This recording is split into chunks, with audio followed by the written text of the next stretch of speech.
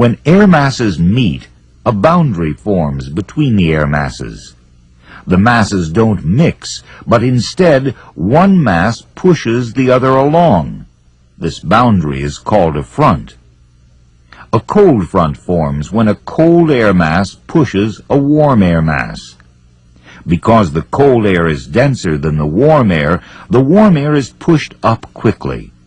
As the warm air rises quickly, the moisture in the warm air cools and condenses.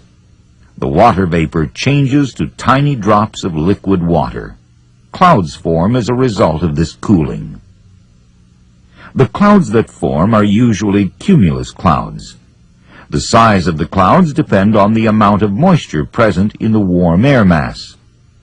Precipitation is often heavy along a cold front. It may not last long, but it is generally a heavy rain with increased wind speed. Thunderstorms are common along cold fronts. During the winter, snowstorms and blizzards may occur along a cold front depending on the temperature differential and the amount of available moisture.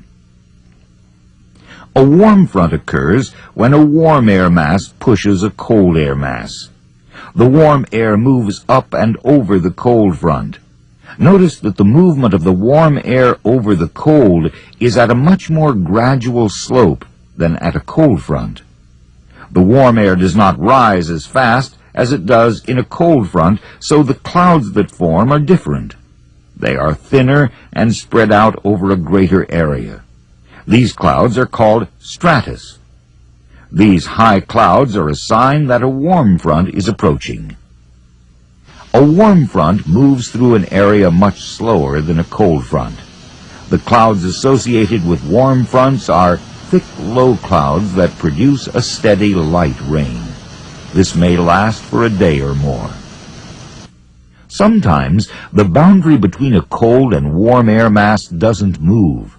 In that case, it is referred to as a stationary front.